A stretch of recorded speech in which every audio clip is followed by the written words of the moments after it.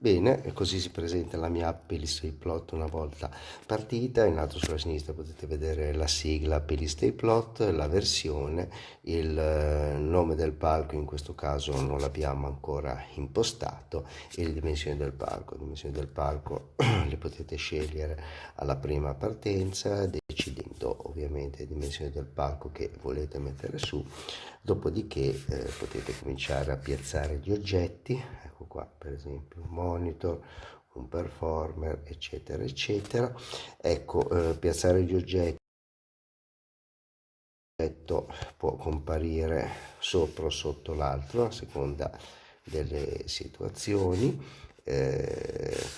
Qui potete scegliere quale dei due far comparire sopra schiacciando i tasti di layering, quindi portandolo sopra o portandolo sotto l'oggetto selezionato. Ci sono tanti livelli di layering, ovviamente quanti oggetti sono disponibili sul campo.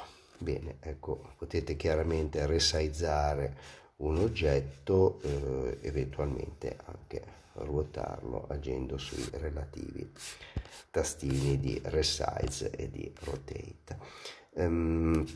Ok, ecco, vediamo ora. Ecco, per deletare un oggetto è sufficiente selezionarlo e schiacciare il tastino del biddoncino, spazzatura.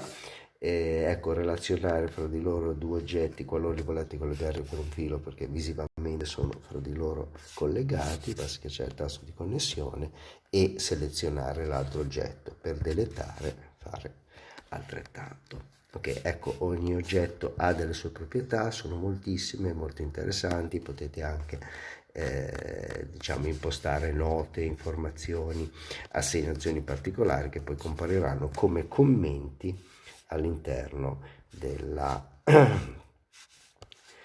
stampa. Ecco qua, potete stampare il palco e vederne le caratteristiche. Questo lo vediamo poi con un palco, diciamo, popolato. Bene, carichiamo un palco esistente. Ecco, bisogna dire una cosa molto importante, che a partire da Ender 10 potete salvare e ripristinare i file di configurazione solo nell'area di archiviazione privata dell'app. State aggiornando la versione 1.2 di questa app. Io a suo tempo avevo, diciamo, salvato i file in un'area esterna all'app per permettere di non perderli anche qualora disinstallate l'app. Ora chiaramente non è più possibile accedere a questi file, ma in realtà è possibile farlo se l'utente, diciamo, lo autorizza esplicitamente. Quindi qualora li vogliate recuperare, schiacciate il tasto di restore, verrete indirizzati alla mia directory esterna e dovete esplicitamente, diciamo, autorizzarne l'accesso. Consenti a questo punto, compariranno ovviamente i palchi che avete salvato in precedenza e potete recuperare. Ecco qua per esempio un mio vecchio palco. Ecco, potete poi salvare il palco su un palco già esistente oppure su uno nuovo. Ecco.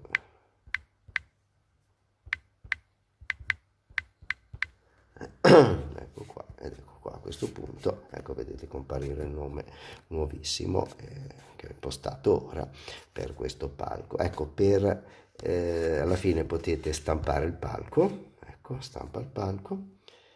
Questo è un palco già completo con tutte le input, le assegnazioni, tutte le note. Ecco, potete vedere tutto quello che avete impostato, che poi impareremo come fare nei prossimi video. Vi comparirà e potete a questo punto, avendo una stampante in linea, stamparlo e consegnarlo a chi di dovere. Tutto molto facile e veloce.